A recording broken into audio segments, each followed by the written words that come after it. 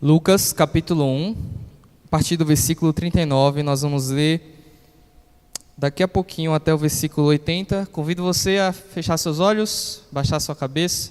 Vamos a Deus nesse momento para ouvir sua palavra. Senhor, meu Deus, te pedimos, Senhor, que o coração de cada pessoa aqui essa noite possa ser como Davi ali no Salmo 19, dizendo: pela tua palavra se admoesta o teu servo. Que os nossos corações possam ser admoestados, exortados, ensinados, vivificados. Que saiamos daqui com o coração como aqueles discípulos de Emaús que disseram sobre Jesus. Não é verdade que enquanto ele falava, o nosso coração ardia no peito? Que isso aconteça aqui essa noite, Senhor. Não por causa do pregador, mas por causa da tua palavra. E por causa do teu Espírito. Em nome de Jesus. Amém. Você já lutou contra a incredulidade? Crer em Deus é sempre uma luta para nós. Seja crentes, seja descrentes. Porque o nosso coração é pecaminoso. A nossa tendência natural é não crer em Deus e no que Ele fala. O nosso coração, a disposição natural do nosso coração, por causa do pecado, é não querer a Deus, é não desejar a Deus. Mas aí então Deus vem e faz uma transformação em nossa vida, nos regenera, coloca o seu Espírito Santo em nós, e pelo Espírito Santo nós desejamos a Deus. Mas ainda assim é uma luta continuar crendo em Deus de forma plena, 100%, e em tudo que Ele diz para nós. É por isso que muitas vezes nós passamos por muitos problemas. Ansiedade, tristeza, imoralidade sexual, descontentamento, temor a homens, medo da morte, luto. Tudo isso pode ter raiz no pecado da incredulidade, do pecado de não crer em Deus e no que Ele fala. Hoje nós vamos aprender que quando nós cremos nas promessas de Deus, isso nos ajuda a lidar com todos esses problemas que todos nós aqui temos, todos os seres humanos têm. E que mesmo se a nossa fé falhar, mesmo que porventura não venhamos a crer 100%, ainda assim a glória de Deus, porque Ele permanece fiel, mesmo quando somos infiéis. Amém? Eu vou ler com você dos versículos 39 até o versículo 56, que o nosso texto ele é um pouco grande, 39 a 80, nós vamos ler primeiro 39 a 56, que vai ser a primeira parte.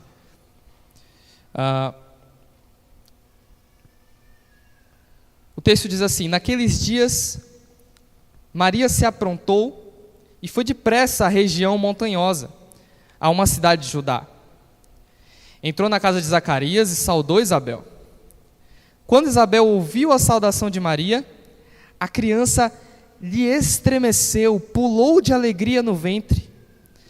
Então Isabel ficou cheia do Espírito Santo e exclamou em alta voz: bendita é você entre as mulheres, e bendito o fruto do seu ventre.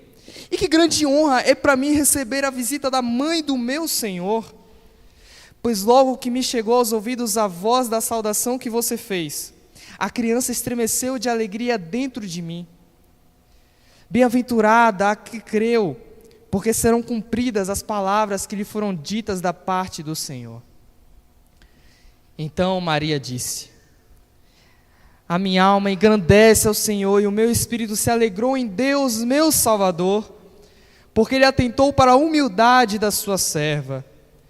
Pois desde agora todas as nações me considerarão bem-aventurada, porque o poderoso me fez grandes coisas. Santo é o seu nome. A sua misericórdia vai de geração a geração sobre os que o temem.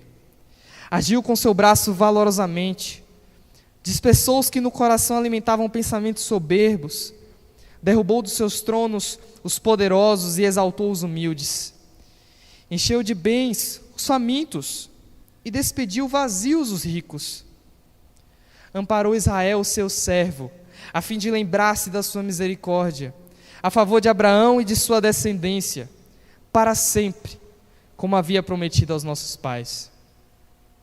Maria permaneceu cerca de 3 meses com Isabel e voltou para casa. Essa passagem faz parte do relato de Lucas, acerca daquele momento que foi quando chegou o tempo do Salvador vir ao mundo, o Salvador esperado. O pastor Hilário, no domingo passado, ele pregou a primeira parte desse texto, os versículos 1 a 38, onde ali a gente viu 2 anúncios. O primeiro anúncio é o anúncio do anjo Gabriel, que vem até Zacarias, um sacerdote judeu, e diz para ele que ele teria um filho que viria antes do Salvador do mundo, para preparar o caminho do Salvador. José Hilário explicou que Zacarias era um sacerdote e ele teve o privilégio de, como era o costume dos sacerdotes, um deles ser o escolhido para queimar incenso no santuário. Então, uma vez na vida, era o que acontecia, uma vez na vida, um dos sacerdotes, que naquela época eram muitos, tinha o privilégio de poder entrar no santuário e queimar o incenso, ali no altar do incenso que ficava logo em frente ao Santo dos Santos. E Zacarias teve esse privilégio. Enquanto Zacarias entra para queimar o incenso, todo o povo fica ali no átrio dos judeus. Quem era todo o povo? Os sacerdotes e os homens judeus. E enquanto Zacarias entra para queimar o incenso, ele entra sozinho, todo o povo fica orando do lado de fora, intercedendo pelo ato solene que vai ser feito. E todo o povo fica esperando Zacarias voltar. Porque depois que o sacerdote entra para queimar o incenso, o costume era que ele voltasse na frente do átrio e desse a bênção arônica para todos os judeus. Mas aconteceu que o povo ficou esperando, e esperando, e esperando, e esperando, e Zacarias não voltava. Então nós vimos na pregação passada o que aconteceu para que essa demora acontecesse. O que aconteceu foi que o próprio anjo Gabriel, enviado por Deus, apareceu do lado do altar do incenso, na hora que Zacarias estava oferecendo, e disse para ele: de ti vai vir um filho, que preparará o caminho do povo de Israel para o Salvador do mundo. De ti, a qual tua mulher é estéril, de ti, a qual tu és idoso, a tua esposa também. Então, naquele momento que Zacarias volta depois de um bom tempo, as pessoas percebem que Zacarias estava mudo. E Zacarias, através de sinais, mostra para o povo que aconteceu algo lá dentro. E o que aconteceu foi que ele teve uma visão do anjo falando isso para ele. Zacarias, ele fica famoso com tudo isso. E o povo começa a colocar certa expectativa nele do que viria a acontecer acerca de tudo isso. O segundo anúncio que o pastor José Hilário pregou semana passada foi o anúncio que o mesmo anjo, o anjo Gabriel, veio a Maria e anunciou também uma gravidez a ela. A coisa interessante é que Maria era virgem, nunca tinha tido uma relação sexual com homem algum. E também esse é um questionamento dela, ela queria mais informações sobre o que seria isso. Como é que uma mulher que nunca teve relações sexuais poderia ficar grávida? Mas o anjo disse para ela: nada é impossível para Deus, Maria. Nada é impossível para Deus. E o anjo disse para Maria: de ti vai vir um Salvador do mundo. De ti vai vir aquele que vai trazer salvação. E não salvação política, como o povo daquela época pensava, queria libertar do Império Romano. Mas um Salvador queria trazer salvação espiritual. Um Salvador queria não querer mudar o comportamento das pessoas, mas lá no profundo do coração. Então, nós começamos o nosso sermão dessa noite, já tendo esse contexto, um contexto de milagres. Primeiro milagre: uma mulher que não podia ter filhos e que já era idosa, e seu marido idoso, agora vão ter um filho, que vai preceder o Salvador do mundo. Segundo milagre: a mulher que nunca teve relações com um homem, vai ter um filho, que vai ser o Salvador do mundo.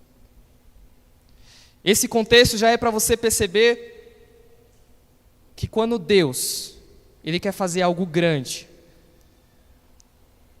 Ele também prepara coisas grandes.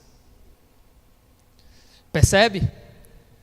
Percebe como a chegada do Salvador do mundo, embora de forma humilde, Ele nasceria numa estribadeira, num lugar de animais, mas o Salvador do mundo já nasceu em volta de milagres.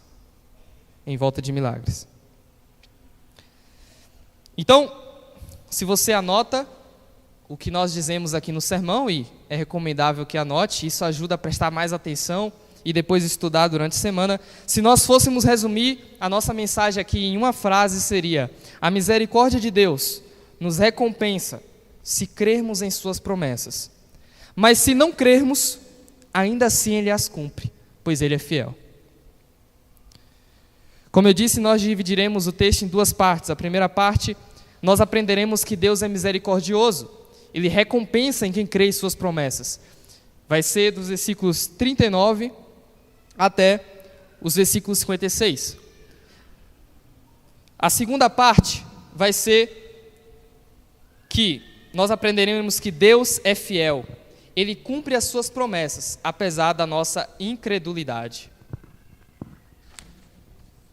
Será dos versículos 57 a 80.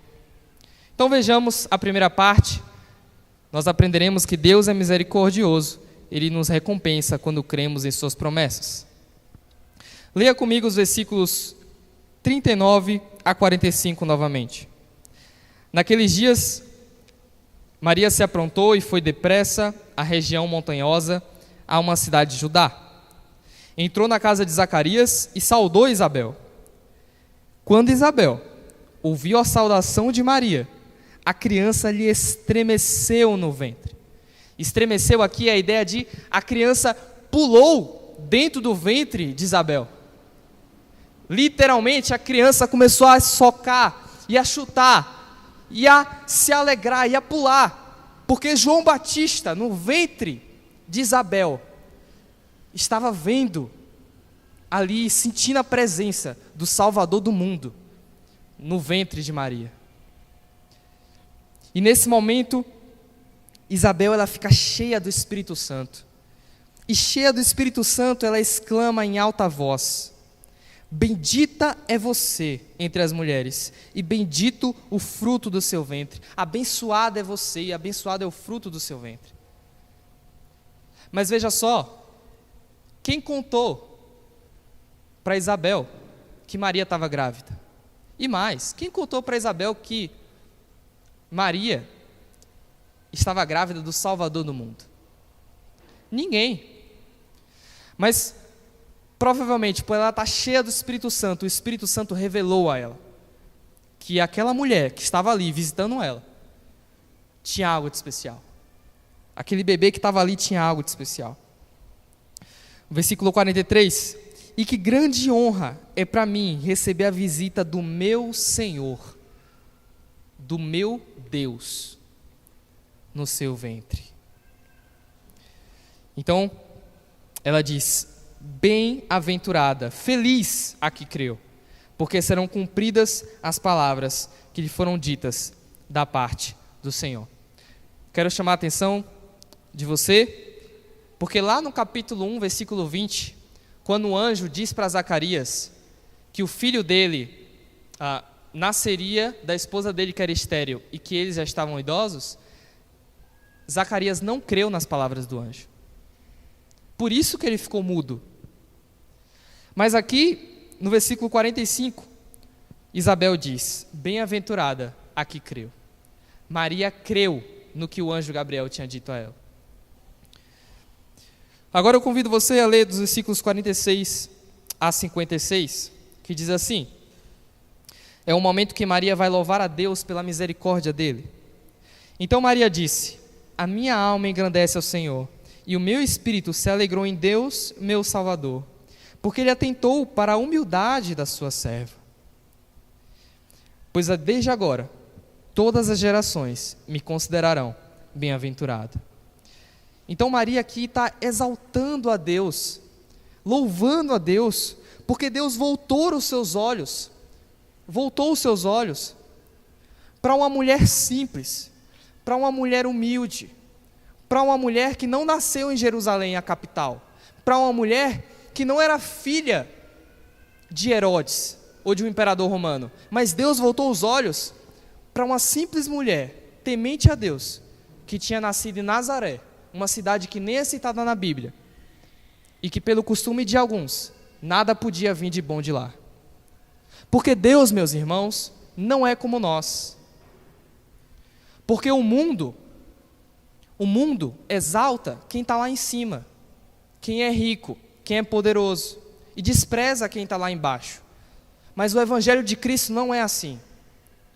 O Evangelho de Cristo, a lógica é invertida. Quando eu me converti, um primo meu disse assim para mim: Moisés, o reino de Deus é ao contrário. Porque o próprio Jesus vai dizer: eu sou manso e humilde de coração. Deus, Ele valoriza a humildade. Salmo 138, versículo 6. O Senhor é excelso, contudo, atenta para os humildes. O Senhor está lá em cima, Ele é soberano, Ele é o Rei do universo. Contudo, Ele atenta para os humildes. Esse é o caráter do nosso Deus. Por isso que só Jesus poderia ser o Salvador da humanidade. Porque só alguém vindo de fora do mundo poderia ter tal pensamento de inverter a lógica, de sendo Deus, em vez de vir para ser servido, servir. Sendo Deus, em vez de se colocar como maior, ser o menor.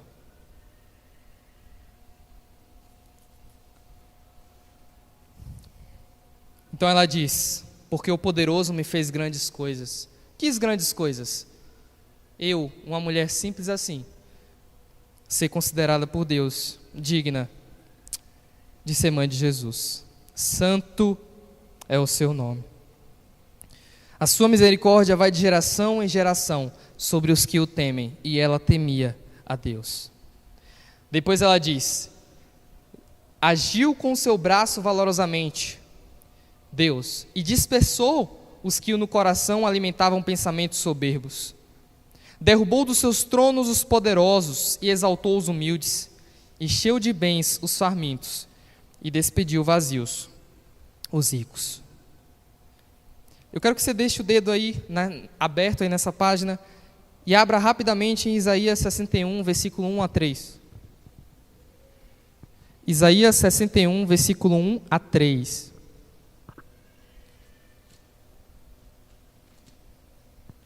Enquanto você abre, eu já vou dizendo. Aqui nós temos uma profecia acerca de Jesus, do Salvador que viria ao mundo. E Isaías vai profetizar assim. É como se Jesus estivesse falando aqui. O Espírito do Senhor Deus está sobre mim, porque o Senhor me ungiu para pregar boas novas aos pobres. Enviou-me a curar os quebrantados de coração, a proclamar a libertação aos cativos e a pôr em liberdade os algemados, a pregoar o ano aceitável do Senhor e o dia da vingança do nosso Deus, a consolar todos os que choram e a pôr sobre os que choram em Sião uma coroa em vez de cinzas, óleo de alegria em vez de prantos, manto de louvor em vez de espírito angustiado. Aqui nós vemos o caráter do Filho de Deus, que é a imagem do Pai. Um caráter de humildade, um caráter de simplicidade, um caráter de que ele não veio para pregar a salvação a quem já tem tudo nesse mundo, mas ele veio especialmente para aqueles que não tinham nada nesse mundo, para aqueles que viriam a crer nele. Volte agora para Lucas, capítulo 1, versículos 51 a 53. E é por isso que Maria fala isso, que o Senhor dispersou no coração os que alimentavam pensamentos soberbos, derrubou dos seus tronos os poderosos e exaltou os humildes, e encheu de bens os famintos e despediu vazios os ricos. Porque, na lógica do Evangelho, ela é invertida. O reino de Deus, como diz meu primo, é ao contrário. Aquele que era o maior de todos, lavou os pés das suas próprias criaturas pecadoras. E Ele nos chama a fazer o mesmo. Leia comigo agora os versículos 54 a 55. Amparou Israel, seu servo, a fim de lembrar-se da sua misericórdia, a favor de Abraão e de sua descendência, para sempre, como havia prometido aos nossos pais. Eu quero novamente que você deixe aberto aí e abra rapidamente em Gênesis 17, versículos 3 a 7. Gênesis 17, versículos 3 a 7.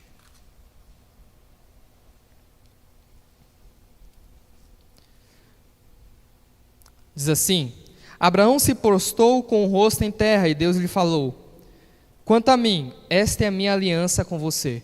Você será pai de muitas nações. O seu nome não será mais Abraão, o seu nome não será mais Abrão, e sim Abraão, porque eu o constituí o pai de muitas nações. Farei com que você seja extraordinariamente fecundo. De você farei surgir nações e reis procederão de você. Preste atenção agora. Estabelecerei uma aliança entre mim e você, e a sua descendência no decurso das suas gerações. Aliança perpétua, inquebrável, eterna, para ser o seu Deus e o Deus da sua descendência. Volte lá em Lucas, capítulo 1. É exatamente isso que Maria está louvando aqui. O Senhor amparou Israel, seu servo, a fim de lembrar-se da sua misericórdia, a favor de Abraão e de sua descendência para sempre, como havia prometido aos nossos pais. Deus tinha prometido a Abraão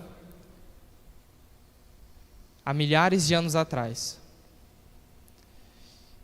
E mesmo os seres humanos pecando, mesmo o povo se desviando, Deus ainda assim não quebrou a sua promessa, porque Deus não é homem para ser infiel, Ele é fiel.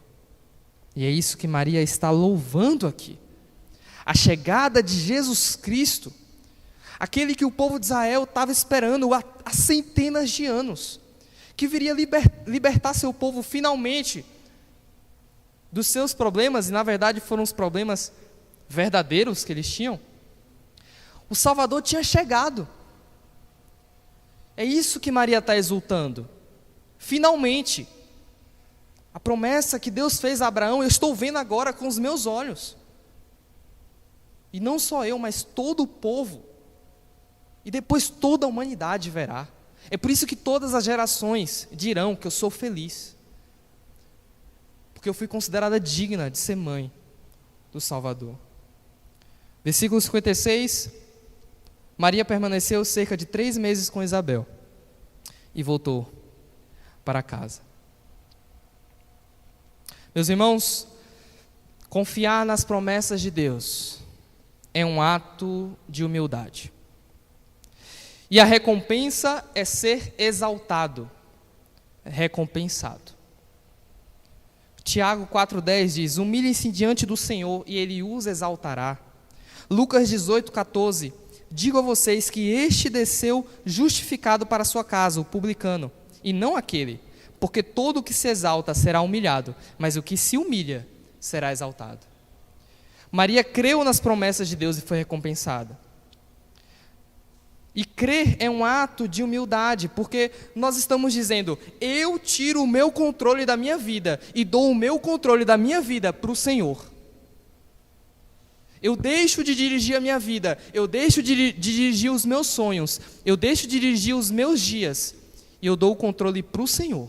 Faça o que for a sua vontade, eis aqui o teu servo. É um ato de humildade. E nós temos a recompensa. E nós devemos hoje nos apegar às promessas que há na Bíblia, pois nós seremos também recompensados. Eu sei que não é muito prudente um pregador falar das coisas que ele já fez, mas há uns anos atrás, eu tenho esse caderno há alguns anos, e há alguns anos atrás eu aprendi isso aqui que nós estamos aprendendo no sermão. E eu escrevi nesse caderno várias promessas que tem na Bíblia. Eu escrevi aqui, versículos para fortalecer a minha fé. Eu estava desanimado. E aí eu coloquei aqui, por exemplo, Hebreus 3, 17, 19. Ainda que a figueira não floresça, nem haja fruto na vide, ainda que o produto da oliveira minta, o Senhor é a minha fortaleza, o Senhor é a minha salvação. Neemias 8:10, a alegria do Senhor é a vossa força.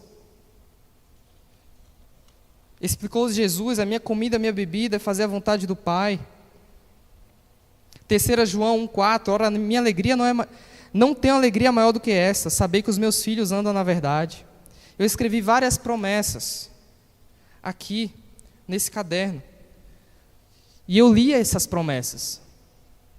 Eu lia essas promessas todos os dias, quando eu me sentia desanimado, para que meu coração fosse fortalecido no Senhor.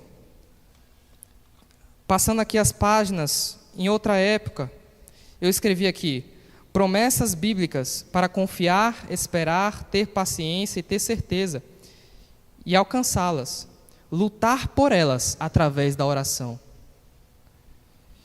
E aqui eu coloquei como base Romanos 8, 24, Hebreus 11, e eu escrevi aqui várias promessas que tem na Bíblia, que eu precisava ler.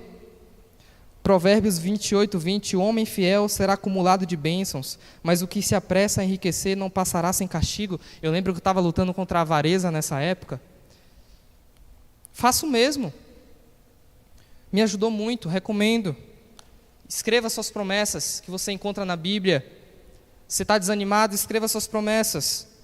Está triste, escreva suas promessas, console-se nelas.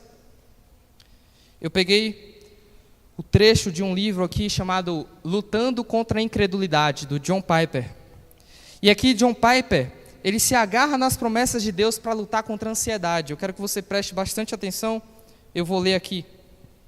John Piper, ele escreve assim: quando estou ansioso quanto a ser muito fraco para fazer o meu trabalho, eu luto contra a incredulidade com a promessa de Cristo. A minha graça te basta, porque o poder se aperfeiçoa na fraqueza. Quando estou ansioso quanto a decisões que eu tenho que tomar em relação ao futuro, eu luto contra a incredulidade com a promessa: instruir-te-ei e te ensinarei o caminho que deves seguir, e sob as minhas vistas te darei conselho. Salmos 32, 8.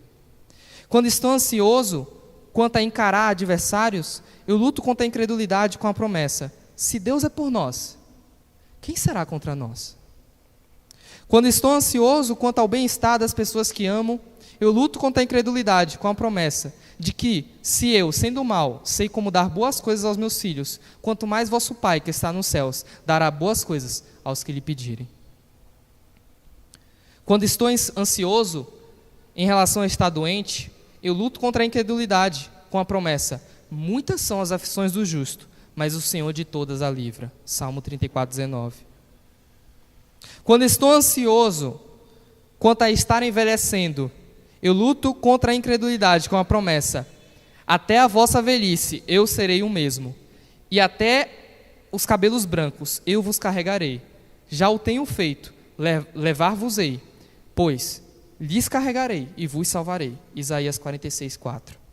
Quando estou ansioso quanto a morrer, eu luto contra a incredulidade com a promessa de que nenhum de nós vive para si mesmo, nem morre para si.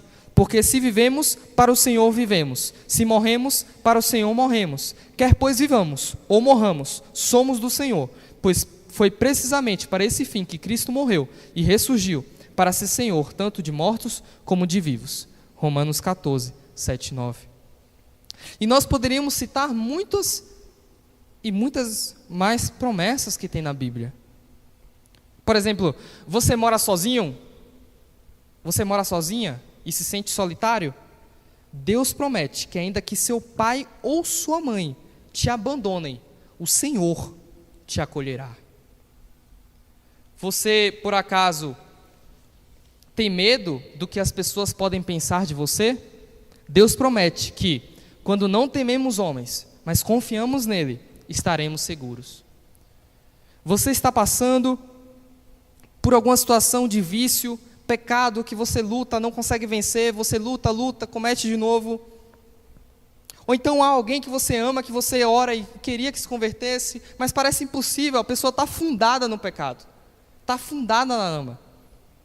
Lembre-se, o que está escrito em Lucas 1,37, o que o anjo Gabriel disse para Maria: para o Senhor nada é impossível. Para o Senhor nada é impossível. Há milhares de promessas na Bíblia, meus irmãos. Busque-as. Ore por elas. Não desista facilmente. Coloca na parede do seu quarto, em frente da sua cama, no espelho. Marque na Bíblia.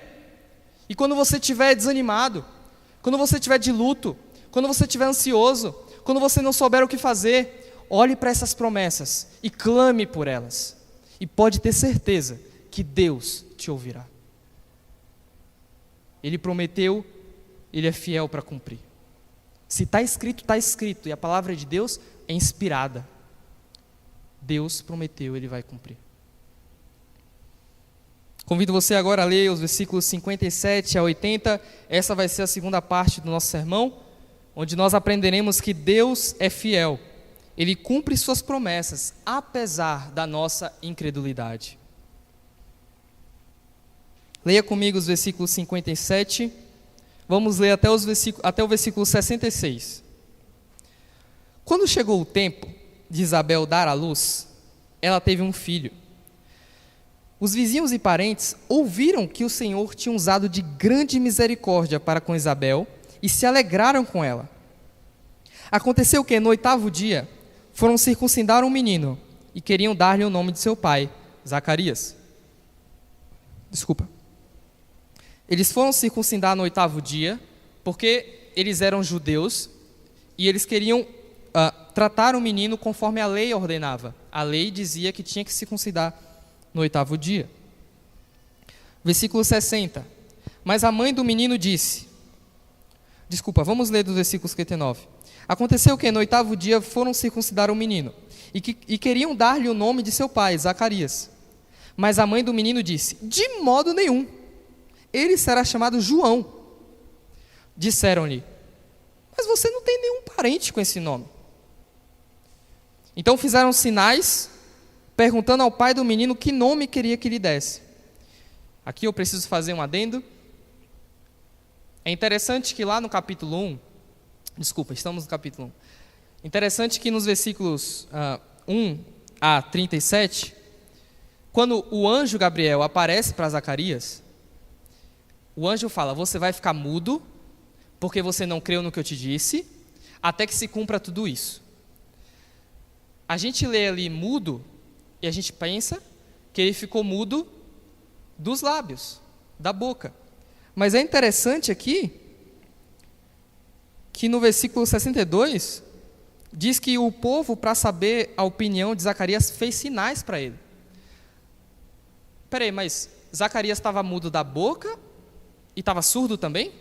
Porque ele poderia ouvir. Então, por que o pessoal fez sinais? Né? A resposta é que não tem nada claro sobre a resposta. Tem essas duas hipóteses. Alguns dizem que ele estava mudo só dos seus lábios, e outros teólogos dizem que ele também estava mudo dos seus lábios e dos seus ouvidos, pelo que a gente acabou de ler aqui, porque o povo fez sinais. Então, mas isso também não é uma coisa relevante para o nosso estudo do texto, é só uma coisa que eu queria chamar a atenção. Então, versículo 62. Fizeram sinais, perguntando ao pai do menino, Zacarias, que nome queria que lhe dessem. Então, pedindo uma tabuinha, ou seja, uma espécie de tábua para ele poder escrever, ele escreveu, o nome dele é João. Repare que Zacarias não disse, o nome dele será João. Zacarias disse, o nome dele é João. Porque não fui eu que decidi o nome. O próprio Deus decidiu o nome do meu filho. O nome dele já estava determinado. Portanto, não sou eu ou a mãe dele que vai colocar o nome. O nome dele é João. E todos se admiraram. Imediatamente a boca de Zacarias se abriu e a língua se soltou. Então começou a falar, louvando a Deus. De fato, percebemos que agora Zacarias crê. Talvez ele já teria crido antes, mas nós precisamos aprender com isso. Se a palavra de Deus está dizendo uma coisa, a gente precisa crer no que ela está dizendo. 2 Timóteo 3, 16 e 17 vai dizer que a palavra de Deus é inspirada pelo próprio Deus através do seu Espírito. Portanto, a gente não pode duvidar em momento algum pela palavra de Deus. Se você quer confiar em alguma coisa na sua vida, confie totalmente na palavra de Deus. E eu queria convidar você a refletir mais a fundo em uma questão. Eu não sei se você já percebeu, mas uma grande questão do nosso sermão até aqui, com base nesse texto, é se nós cremos em Deus e nas suas promessas ou não. Mas eu queria chamar você a pensar, quando nós não cremos em Deus, no que cremos? Quando nós não cremos em Deus, no que cremos? Queria contar uma história da Bíblia para vocês, que acontece lá em 2 Crônicas, capítulo 14, 9 a 15, para poder ilustrar o que eu quero dizer. Em 2 Crônicas 14, 9 a 15, vai contar a história de Asa. Asa era um rei bom e crente, que houve em Judá. E ele, em um certo momento, foi atacado por 1 milhão de soldados. Soldados etíopes, soldados líbios. Asa não tinha nem de longe um exército que pudesse bater de frente com 1 milhão de pessoas. Então Asa, ele clama ao Senhor em humildade e fraqueza, dependendo de Deus, pedindo um milagre, para que o exército dele pequenininho conseguisse vencer o exército de 1 milhão de pessoas. Então Deus ouviu a oração humilde de Asa e fez com que o exército menor de Asa derrotasse o exército grandioso dos etíopes e ainda pegasse todos os bens dele. Só que a história não para por aí. Um tempo depois, alguns capítulos depois, foi a vez de Baasa, um rei que houve em Israel, um rei mau, atacar Judá. Dessa vez, em vez de Asa fazer o que ele tinha feito lá antes, de ir até o Senhor e pedir humildemente, confiando em Deus, para que ele fizesse um milagre, Asa não foi até o Senhor. Sabe para onde Asa foi? Asa pensou assim, o rei da Síria, ele apoia Baasa, que está me atacando. Então, eu acho que eu sei o que eu devo fazer. Eu devo ir até o rei da Síria, dar algumas coisas valiosas para ele e pedir para ele parar de apoiar Baasa. Assim, Baasa vai parar de me atacar, porque ele perdeu o apoio do rei da Síria. Então, Asa confiou agora na sua sabedoria e no rei da Síria. Antes, Asa tinha confiado no Senhor. Foi a primeira pessoa para quem ele recorreu. Mas agora Asa recorreu à sua sabedoria e no rei da Síria. Agora eu quero que você abra em 2 Crônicas, deixa aberto aí em Lucas 1, por favor. Eu sei que a gente está abrindo bastante a Bíblia, mas é para você ver a beleza da concordância da Bíblia. Então deixa aberto aí em Lucas 1, abre em 2 Crônicas 16, versículos 7 a 10.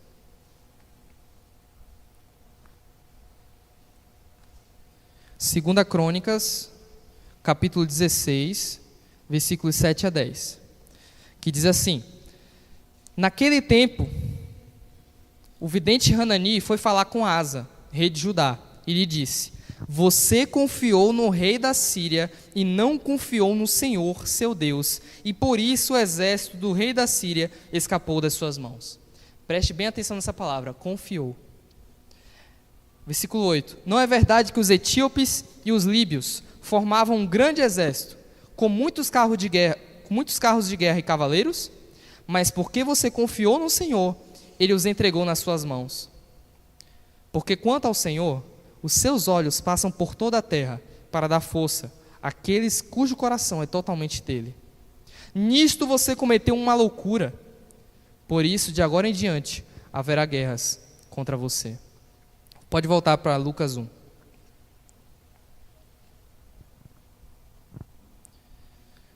O que eu quero mostrar, meus irmãos, preste atenção, é que Asa era crente. E ele fazia o que era bom e reto diante de Deus. Mas mesmo assim, teve momento que ele não confiou em Deus. Mas ele confiou em quê? Na sua sabedoria, ele achou que podia tomar a decisão certa, e ele confiou no homem, no rei da Síria. E ele sofreu as consequências do seu pecado. Depois disso, ele teve guerras e mais guerras. Meus irmãos, o ser humano foi feito para crer, e crer em Deus. Se não crermos em Deus, agora eu respondo a pergunta, se não crermos em Deus, nós iremos crer em outra coisa. Pode ser na promessa de que o cônjuge é suficiente para me fazer feliz. Pode ser crer na promessa de que eu sou inteligente e por isso eu posso tomar decisões com base no meu conhecimento, sem gastar tempo em oração, pedindo e dependendo do Senhor. Eu posso crer na promessa de que a pornografia, as drogas, as baladas, os videogames, as viagens, as séries de TV, a comida, podem satisfazer plenamente os meus anseios. Crer na promessa de que minha profissão, meu grau acadêmico, meu casamento, meus filhos, minha reputação, minha religiosidade é um bom fundamento para marcar minha identidade, para dizer quem eu sou. Na promessa de que é bom que eu pensar que eu sou uma boa pessoa. Na promessa de que eu sou uma boa pessoa, que eu não preciso de ninguém para viver, nem mesmo de Deus, que eu sei o que é a vida, que eu quero viver ela do meu jeito, com as minhas regras, aproveitar o máximo dessa vida como se não existisse vida após a morte. Meus irmãos, Zacarias era um crente justo e irrepreensível diante de Deus, como a gente viu, e mesmo assim, ele não creu nas palavras do anjo. Nós também, mesmo crentes, todas as vezes que cometemos o pecado da incredulidade, ou cremos em nós mesmos, ou em outros homens, ou em coisas que Satanás e o mundo nos oferece, a gente vai sofrer consequências. Como eu disse, Maria creu nas palavras de Deus, nas palavras do anjo da parte de Deus. E ela recebeu o quê? Recompensa. Mas é possível um crente não crer nas palavras de Deus, como Zacarias, como Asa, e sofrer o quê? As consequências. Meus irmãos, toda a história da Bíblia, toda a história da redenção, é um grito da revelação de Deus, dizendo: eu sou o que digo que sou, creiam completamente em mim.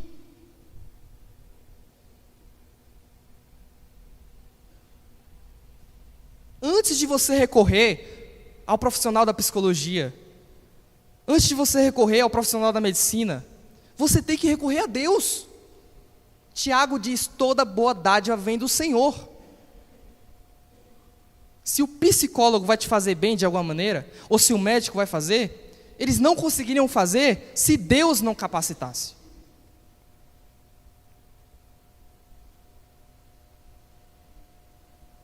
Nós temos que ir primeiramente a Deus.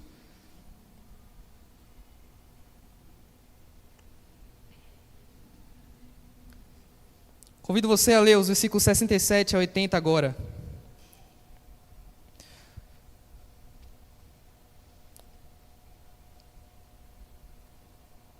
Desculpe, vamos ler do 65 em diante.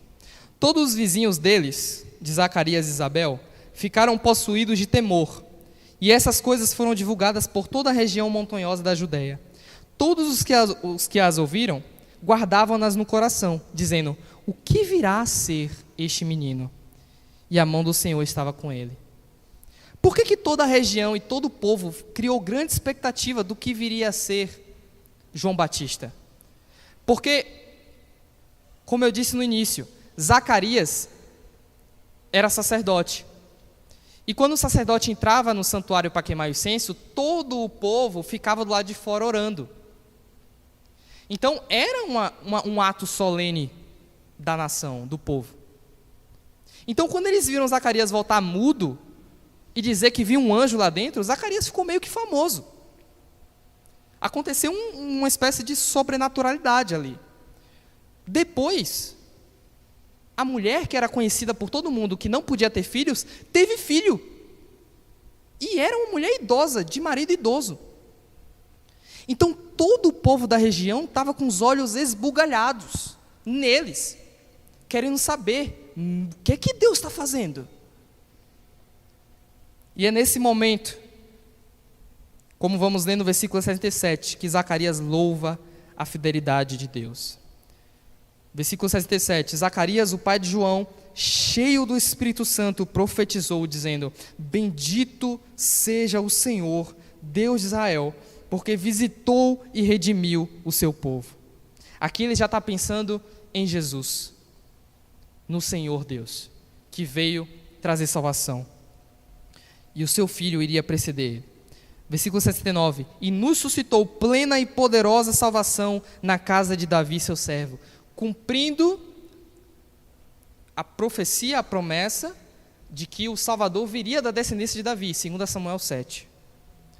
Versículo 70, como havia prometido desde a antiguidade, por boca dos seus santos profetas, para nos libertar dos nossos inimigos e das mãos de todos os que nos odeiam. E ele libertou. Jesus veio.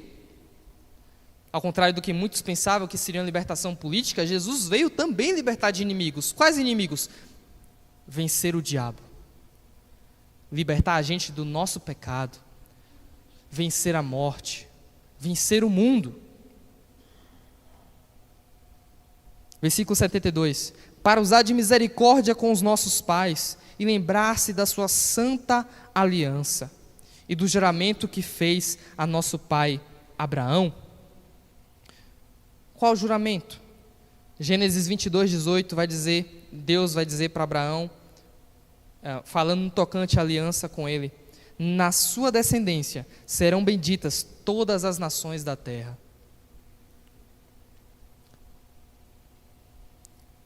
Versículo 74, de conceder-nos que, livre das mãos de inimigos, o adorássemos sem temor, em santidade e justiça diante dele, todos os nossos dias. E você, menino João Batista, será chamado profeta do Altíssimo, porque precederá o Senhor, preparando-lhe os caminhos, como foi profetizado em Malaquias 3, versículo 1, para dar ao seu povo conhecimento da salvação, por meio da remissão dos seus pecados, graças à profunda misericórdia de nosso Deus, pela qual nos visitará o sol nascente nas alturas, para iluminar os que jazem nas trevas e na sombra da morte, e dirigir os nossos pés pelo caminho da paz. Deixa aberto aí, vem aí Malaquias, um pouco antes, Malaquias capítulo 4, versículo 1 a 3. Malaquias capítulo 4, versículo 1 a 3 diz: pois eis que vem um dia, queimando como fornalha, todos os soberbos e todos os que praticam o mal serão como a palha. O dia que vem os queimará, diz o Senhor dos Exércitos, de modo que não lhe deixará nem raiz nem ramo. Mas para vocês que temem o meu nome, nascerá o sol da justiça, trazendo salvação nas suas asas. Vocês sairão e saltarão como bezerros soltos na estribaria. Vocês pisarão os ímpios, pois eles se farão cinzas debaixo das plantas dos pés de vocês, naquele dia que preparei, diz o Senhor dos Exércitos. Volte em Lucas 1, versículos 78 e 79. Essa imagem aqui é linda, meus irmãos.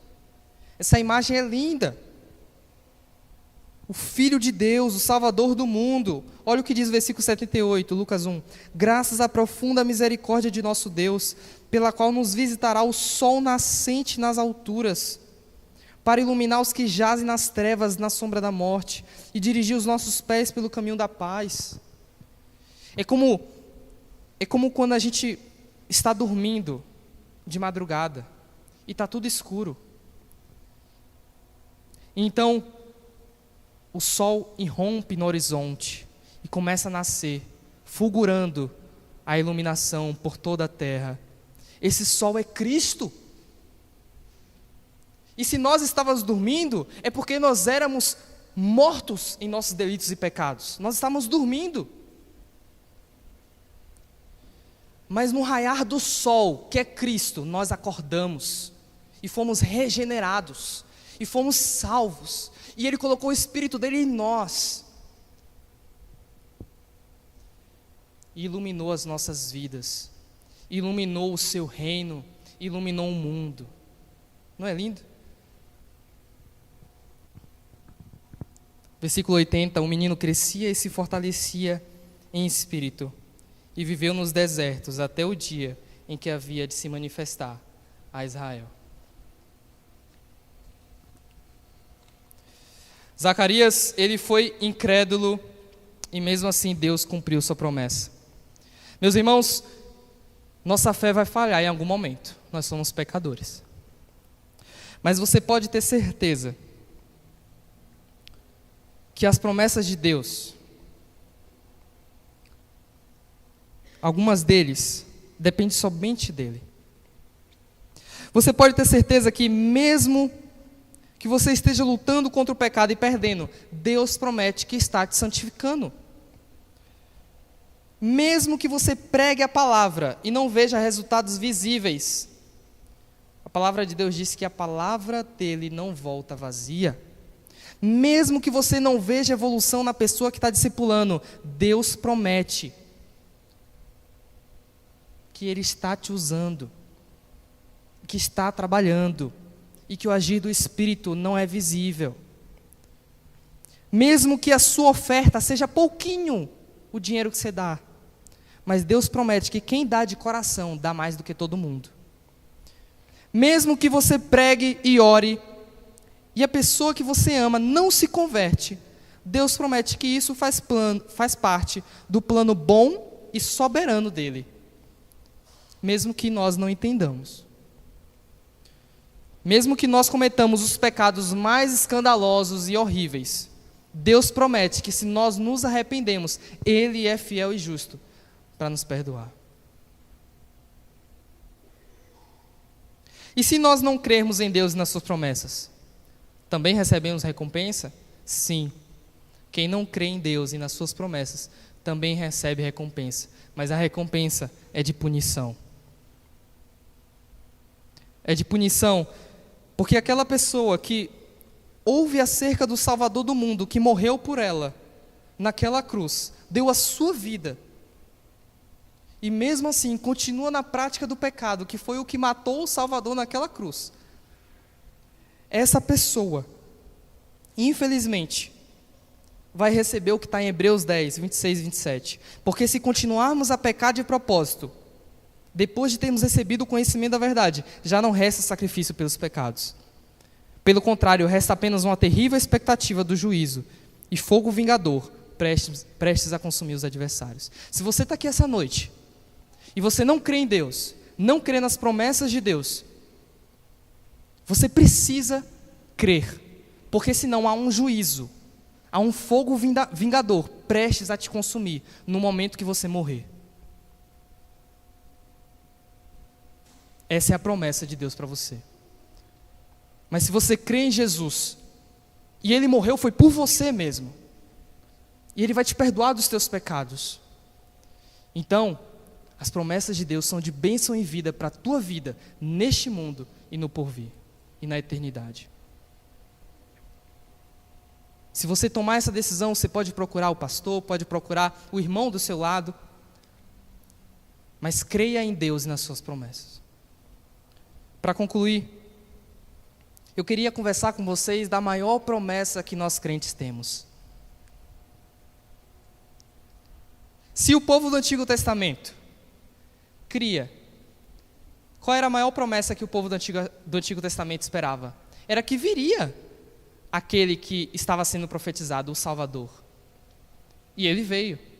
E nós hoje, que somos o povo, hoje, depois que Jesus veio, qual é a maior promessa que nós esperamos e aguardamos? A volta de Jesus. Na terça-feira passada, eu, com o coração apertado, me despedi de Rafael. Rafael, que estudou no mesmo seminário que eu, na Ipepiba. Ele veio do Piauí, lá de Piripiri, da Igreja do Samuel. E nesse 1 ano que ele passou aqui, a gente fez uma grande amizade. E foi engraçado porque no momento que eu estava me despedindo dele, ele falou assim: vai logo, porque eu estou me segurando para não chorar. Eu falei: cara, eu estou me segurando já tem 1 hora já. E aí eu voltei para casa andando, segurando o choro, já sentindo a saudade. E eu fui no caminho de casa pensando: meu Deus, eu estou triste, mas ao mesmo tempo eu estou alegre, porque o Senhor me prometeu que haverá um dia que eu não mais precisarei me despedir das pessoas que eu amo. Haverá um dia que eu não mais chorarei. Haverá um dia que eu não mais precisarei lutar contra o pecado. Haverá um dia que eu nunca mais sofrerei e nem serei tentado a fazer mal algum. Haverá um dia que eu te verei face a face, Senhor. Haverá um dia que as pessoas que eu amei aqui nessa terra e que se foram, eu verei elas novamente. E como eu anseio por esse dia. Eu estava triste naquele momento, porque meu amigo Rafael estava indo embora, mas ao mesmo tempo eu estava feliz, porque eu tinha uma promessa para me consolar. Eu não sei qual é o problema que você está passando na sua vida, eu não sei o que é que você está pensando, o que você está sentindo, mas eu quero te dizer uma coisa: a Bíblia tem uma promessa para você se agarrar. A Bíblia tem uma promessa para você buscar. A Bíblia tem uma promessa para você orar. Amém? Vamos orar. Senhor, obrigado, meu Deus, pela Tua palavra. Se nós sofremos, Deus, é porque nós esquecemos dela. Se nós sofremos, se nós temos problemas, é porque nós muitas vezes pecamos com a incredulidade e não lembramos nem cremos nas Suas promessas. Obrigado pela Tua palavra, Senhor, e nos ajude a se agarrar às promessas do Senhor, as promessas para esta vida e a maior promessa, que é aquela vida que há de vir, em nome de Jesus, amém.